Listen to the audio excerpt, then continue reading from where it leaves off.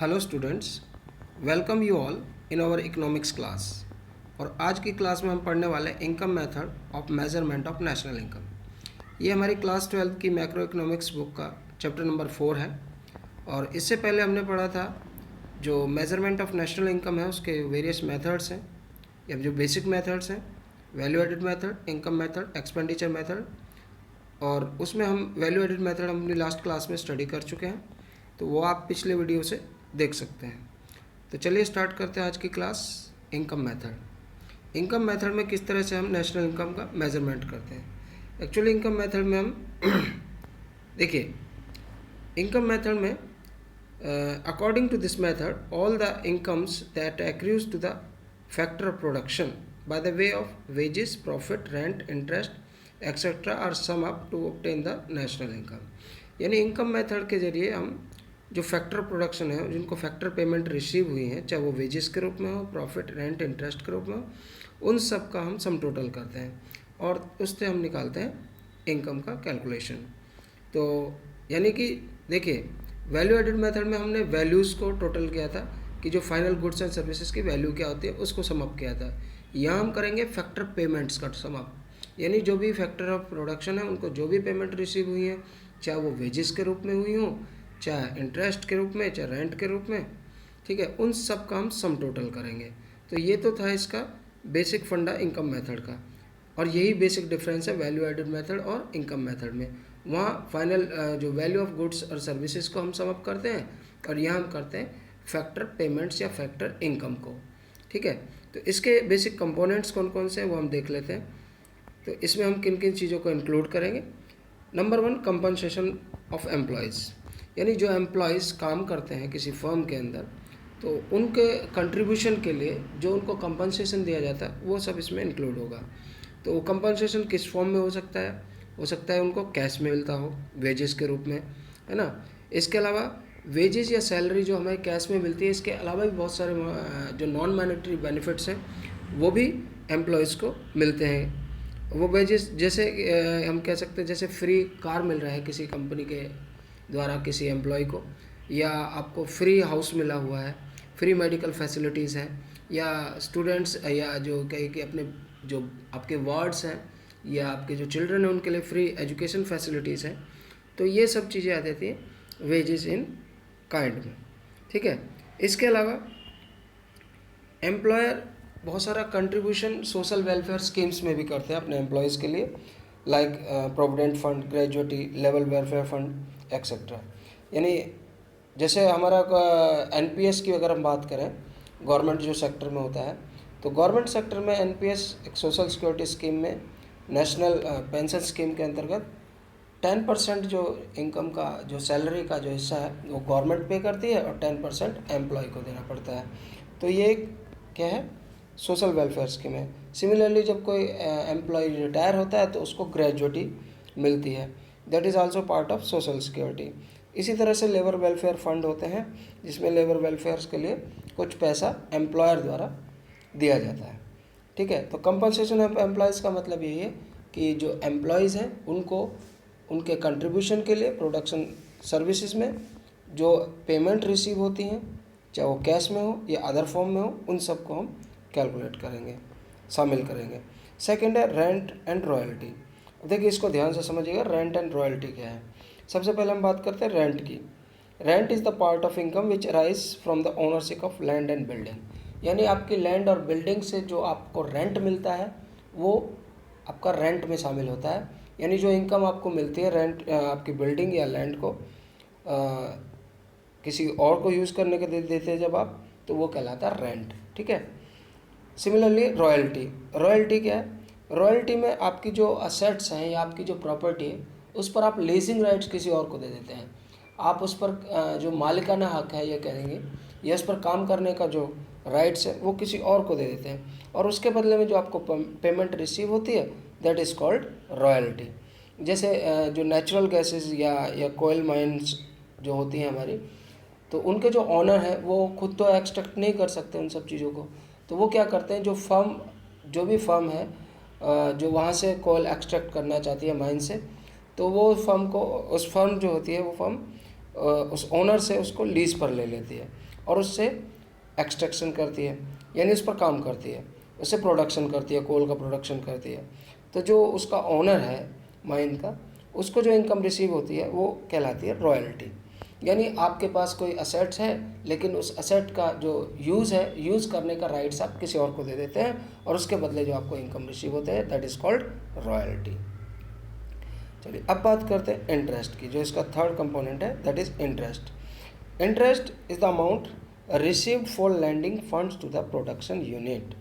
यानी किसी भी प्रोडक्शन प्रोसेस में आप फंड या जो पैसा लगाते हैं उसके बदले में जो, या पैसा किसी को उधार देते हैं, लोन के रूप में देते हैं, उससे जो आपको पेमेंट मिलती है वो उसे कहते हैं इंटरेस्ट। ठीक है, इंटरेस्ट इनकम में क्या क्या चीज़ें शामिल हैं, क्या क्या चीज़ें शामिल नहीं होती। ठीक है, यानी जो भी प्रोडक्शन सर्विस के लिए अगर हम किसी को फंड दे रहे हैं तो वो इंटरेस्ट जो हमें रिसीव होगा वो तो नेशनल इनकम कैलकुलेशन में इंक्लूड होगा। इसके अलावा कई बार क्या होता है, गवर्नमेंट पब्लिक डेट लेती है, यानी पब्लिक से पैसा उधार लेती है in the form of mutual funds, या कहिए कि जो शेयर के रूप में या किसी और रूप में गवर्नमेंट जो है पब्लिक से फंड रेज करती है। ठीक है, तो उस पर गवर्नमेंट कुछ इंटरेस्ट भी पे करती है। लेकिन अगर वो फंड गवर्नमेंट ने कंजप्शन पर्पस के लिए किया है तो उसको, उस इंटरेस्ट को हम नेशनल इनकम में शामिल नहीं करेंगे। अगर उसने किसी प्रोडक्शन पर्पस के लिए गवर्नमेंट लोन लेती है, पब्लिक डेट लेती है, या किसी का सेंट्रल बैंक से भी लोन लेती है, तो उस इंटरेस्ट को हम नेशनल इनकम में शामिल करेंगे। Interest paid on the firm by to one firm to the another firm. Similarly एक फर्म जब दूसरी फर्म को इंटरेस्ट देती है तो उसको भी हम नेशनल इनकम कैलकुलेशन में शामिल नहीं करेंगे, क्योंकि वो भी क्या होगा, एक तरह की हेल्प होगी एक दूसरे को। ठीक है, the next one is profit. अब प्रॉफिट क्या है? Profit is the reward to the entrepreneur for his contribution to the production of goods and services. यानी कोई एंटरप्रेन्योर प्रोडक्शन करता है गुड्स एंड सर्विसेज का, उससे उसे जो बेनिफिट होता है दैट इज़ कॉल्ड प्रॉफिट। यानी कोई भी आपने प्रोडक्शन यूनिट लगाई तो आपको जाहिर सी बात है जो प्रॉफिट जो बेनिफिट होगा वो क्या कहलाएगा, प्रॉफिट कहलाएगा। अब ये प्रॉफिट है, इसके तीन पार्ट्स, या ये कहें तीन एलिमेंट्स इसमें शामिल होते हैं, या ये कहिए कि प्रॉफिट को हम तीन तरह से इसको यूज़ किया जाता है। Number one, corporate tax. अगर आप एक एंटरप्राइजेस हैं, आप गुड्स एंड सर्विसेज का प्रोडक्शन कर रहे हैं तो आपको प्रॉफिट हो रहा है। अब प्रॉफिट होगा तो आपको गवर्नमेंट को टैक्स पे करना पड़ता है, जिसको बिजनेस टैक्स या प्रॉफिट टैक्स भी कहते हैं, या कॉर्पोरेट टैक्स। तो वो कॉर्पोरेट टैक्स भी कहाँ से देते हैं हम, कहाँ से पे करेंगे? फ्रॉम द प्रॉफिट, जो हमें प्रॉफिट होगा उसी में से देंगे। Second is dividend. सिमिलरली जो बड़े एंटरप्राइजेस या बड़ी फर्म्स होती हैं वो अपनी कंपनी के जो शेयर्स हैं वो पब्लिक में या शेयर होल्डर्स में डिस्ट्रीब्यूट कर देती हैं। तो जो प्रॉफिट उस कंपनी को होता है तो उसका प्रॉफिट भी एज ए डिविडेंड उन्हें अपने शेयर होल्डर्स को पे करना पड़ता है।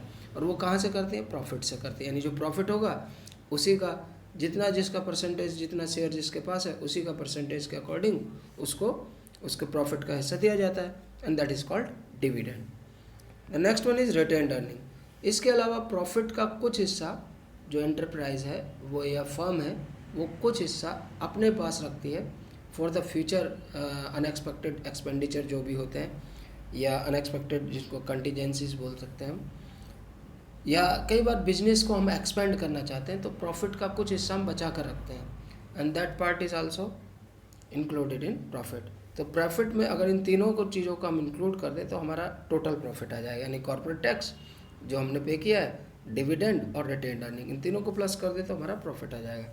तो क्योंकि प्रॉफिट से भी रिलेटेड कई बार क्वेश्चंस आपके पास एग्ज़ाम में आएंगे, तो जिसमें हो सकता है कि आपको ये तीनों जो कंपोनेंट्स हैं, कॉर्पोरेट टैक्स, डिविडेंड और रिटेन्ड अर्निंग दिया हो, प्रॉफिट आपको कैलकुलेट करना हो, या हो सकता है कि कोई आपको डिविडेंड कैलकुलेट करना है, आपको प्रॉफिट, कॉर्पोरेट टैक्स या रिटेन्ड अर्निंग दे रखी है तो आप डिविडेंड कैलकुलेट कर सकते हैं।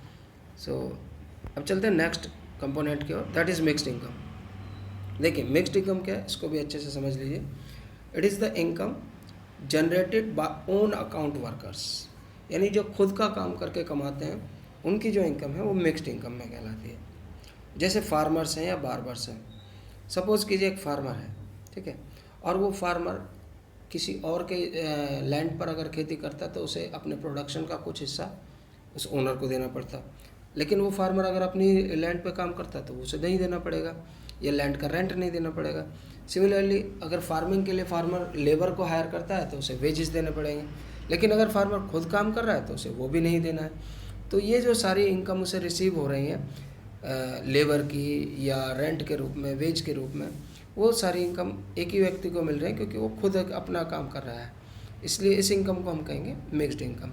यही कहें कि अनइनकॉर्पोरेटेड जो एंटरप्राइजेस हैं, छोटे मोटे ट्रेडर्स जो होते हैं या शॉपकीपर्स होते हैं, वो देखिए खुद ही काम करते हैं, खुद ही बिजनेस करते हैं, खुद ही अपना जो सेल परचेज भी खुद करते हैं, अकाउंट भी उसका फंड भी खुद का यूज़ होता है। इसके अलावा वो जो ट्रांसपोर्टेशन है वो भी खुद का यूज़ करते हैं, लेबर भी खुद का यूज़ करते हैं।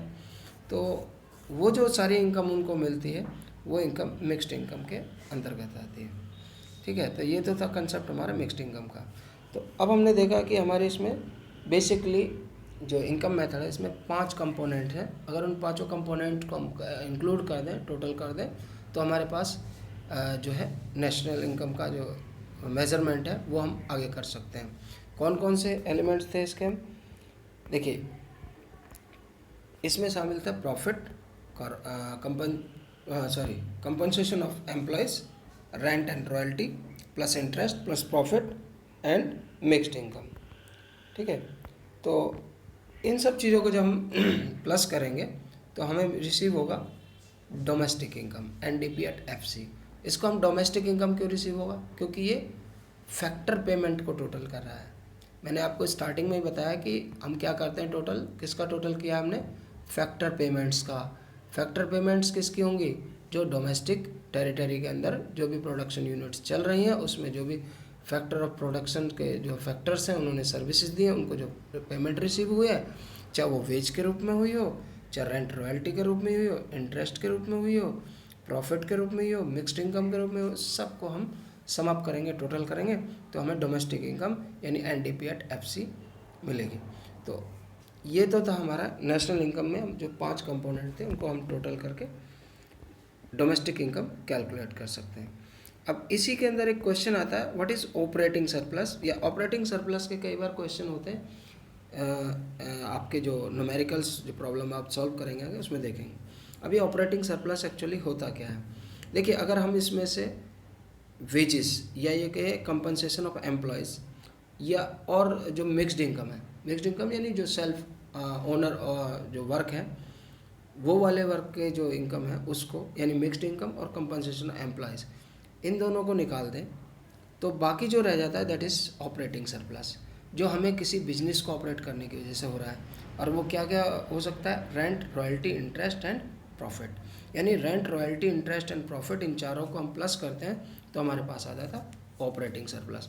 ऑपरेटिंग सरप्लस किसी भी प्रोडक्शन यूनिट में हो सकता है, चाहे वो गवर्नमेंट की हो और चाहे वो प्राइवेट सेक्टर में हो, दोनों में ऑपरेटिंग सरप्लस हो सकता है। लेकिन अगर गवर्नमेंट सेक्टर है, जनरल गवर्नमेंट सेक्टर, ध्यान रखना, जनरल गवर्नमेंट सेक्टर जो जनरल गवर्नमेंट सेक्टर होता है वो प्रॉफिट मेकिंग के लिए वर्क नहीं करता बल्कि सोशल वेलफेयर के लिए काम करता है। इसलिए जो जनरल गवर्नमेंट सेक्टर है वहाँ ऑपरेटिंग सरप्लस नहीं होगा। ठीक है, तो इस तरह से हम ऑपरेटिंग सरप्लस भी इनकम मेथड के थ्रू कैलकुलेट कर सकते हैं। तो अब हम देखते हैं कि जब हम डोमेस्टिक इनकम या इनकम मेथड के थ्रू जो नेशनल इनकम तक कैलकुलेट करेंगे उसमें हमें कौन कौन से किस तरह से स्टेप्स फॉलो करने होंगे इनकम कैलकुलेट करने के लिए। नंबर 1, सबसे पहले क्या करना है कि जो प्राइमरी, सेकेंडरी, टर्शियरी सेक्टर के अंदर जो भी प्रोडक्शन यूनिट्स हैं उन सबको आप आइडेंटिफाई, क्लासीफाई कर लीजिए कि प्राइमरी सेक्टर में है, सेकेंडरी में है, टर्शियरी में है। उसके बाद आपको क्या करना है, वहाँ जो कंपनसेशन ऑफ एम्प्लॉयज़ है, rent, royalty, interest, profit, mixed income, sector wise, उन सबको आप टोटल कर लीजिए। ठीक है, और वो आप जब उन तीनों सेक्टर्स के जो कंपोनेंट्स हैं यानी compensation of employees, rent, royalty, interest, profit and mixed income, इन सबको आप जब कैलकुलेट कर लोगे तो आपको क्या रिसीव होगा? डोमेस्टिक इनकम यानी NDP@FC। लेकिन हमें कैलकुलेट क्या करना है? हमें करना है कैलकुलेट नेशनल इनकम। अभी हमारे पास क्या आएगा इन सबको टोटल करने के बाद? Domestic income. और डोमेस्टिक को जब नेशनल इनकम बनाना होता है तो क्या करते हैं? डोमेस्टिक से जब हम नेशनल इनकम कैलकुलेट करते हैं तो हम रेस्ट ऑफ द वर्ल्ड से जो इनकम हुई है यानी net factor income from abroad उसको डोमेस्टिक इनकम में प्लस कर देते हैं। तो तो अब आप फाइंड आउट करिए कि net factor income from abroad कितना है, उसको एस्टिमेट करिए। उसके बाद net factor income from abroad को इस डोमेस्टिक इनकम में यानी NDP एट FC में प्लस करिए, तो आपको क्या रिसीव होगा, नेशनल इनकम या NNP एट FC। तो अब हमने इसमें पढ़े 5 कंपोनेंट्स इसके इनकम मेथड के, जो 5 कंपोनेंट्स हैं वो कौन से हैं, उन सबको प्लस करेंगे तो हमें रिसीव होगी डोमेस्टिक इनकम यानी NDP एट FC। उसके बाद हमने पढ़ा कि इसके जो स्टेप्स हैं वो किस तरह से हम इसको स्टेप बाय स्टेप करके नेशनल इनकम तक कैलकुलेट करेंगे। सबसे पहले हम तीनों सेक्टर्स को आइडेंटिफाई क्लासीफाई करेंगे, उनसे जो कंपनसेशन अप्लाई है, रेंट रॉयल्टी इंटरेस्ट प्रॉफिट या मिक्स्ड इनकम जो भी इन सेक्टर्स की है उन सबका टोटल करेंगे, हमें डोमेस्टिक इनकम रिसीव होगी। उस हम उससे डोमेस्टिक इनकम कैलकुलेट कर लेंगे, और जो डोमेस्टिक इनकम कैलकुलेट होने के बाद हम net factor income from abroad estimate करेंगे और उसको डोमेस्टिक इनकम में प्लस कर देंगे। उसके बाद हमें क्या मिलेगा, तब हमें कैलकुलेट करके मिलेगा NNP एट FC, यानी उसके बाद हम पहुंच जाएंगे नेशनल इनकम पर NNP एट FC पर। तो ये था हमारा नेशनल इनकम कैलकुलेट करने का इनकम मेथड। अब इस मेथड में भी आपको कुछ प्रिकॉशंस इस मेथड को यूज़ करते वक्त ध्यान में रखनी है। वो प्रिकॉशंस क्या हैं देख लेते हैं। नंबर 1, देखिए जैसे मैंने स्टार्टिंग में ही आपको बताया कि ये फैक्टर पेमेंट्स को टोटल करना है। इसका मतलब ट्रांसफ़र पेमेंट्स को इसमें या ट्रांसफ़र इनकम को इसमें इंक्लूड नहीं करना है, क्योंकि फैक्टर पेमेंट क्या होती है, फैक्टर इनकम क्या है कि हमने कोई प्रोडक्शन प्रोसेस में कुछ कंट्रीब्यूशन किया, उसके बिहाफ में हमें रिसीव हुई है। लेकिन ट्रांसफ़र इनकम में क्या है, सिर्फ हमें रिसीव होती है और हम उसके लिए कंट्रीब्यूट कुछ नहीं करते हैं, वन साइडेड होती है। ठीक है, लाइक चैरिटी है, ओल्ड एज पेंशन है, डोनेशन है, स्कॉलरशिप है। सेकंड क्या करना है कि जो sale of second hand goods है, सेकंड हैंड गुड्स को भी हम इसमें शामिल नहीं करेंगे, क्योंकि जब उनका फर्स्ट टाइम प्रोडक्शन हुआ होगा तब वो फैक्टर इनकम के तौर पर उनका कैलकुलेशन हो चुका होगा। थर्ड है income from sale of shares, bond, debentures will not be included. इसी तरह से जो शेयर्स हैं, बॉन्ड हैं या डिवेंचर्स हैं, उनकी जो सेल परचेज होती है उसको इनकम को भी हम शामिल नहीं करते। क्यों नहीं करते, देखिए एक्चुअली क्या है, जब ये जो शेयर्स या बॉन्ड्स होते हैं ये एक पेपर होता है, जस्ट एक पेपर कहते हैं कि जैसे पेपर राइट्स हैं आपके पास, तो वो एक पर्सन से दूसरे पर्सन के पास चले जाते हैं, तो जस्ट पेपर पे नेम चेंज होता है कि पहले किसके पास थे अभी किसके पास है, इसलिए हम इसको इनकम कैलकुलेशन में कैलकुलेट नहीं करते। ठीक है, सपोज़ कीजिए एक कंपनी है, उस कंपनी ने, एक फर्म ने 1000 शेयर्स जो है मार्केट में इशू किए, बेच दिए। ठीक है, तो वो 1000 जो शेयर हैं वो बिक गए और कंपनी उस शेयर्स का जो भी पार्ट जो भी जिसने भी शेयर होल्डर ने ख़रीदा उससे कंपनी चल रही है। अब सपोज़ कीजिए कोई एक्स पर्सन है जिसके पास उस कंपनी के 100 शेयर हैं, अब वो शेयर्स बेचना चाहता है, तो वो जो शेयर्स बेचना चाहता है वो किसी सपोज़ कीजिए वाई पर्सन को बेचता है, तो यहाँ पर फिजिकली ट्रांजैक्शन कुछ नहीं होगा, यानी गुड्स एंड सर्विसेज का फ्लो पर कोई फ़र्क नहीं पड़ेगा। केवल जो 100 शेयर पहले एक्स व्यक्ति के नाम थे, अब उस पर नाम किसका चढ़ जाएगा, वाई व्यक्ति का नाम एंट्री हो जाएगा, तो केवल नेम चेंज होगा।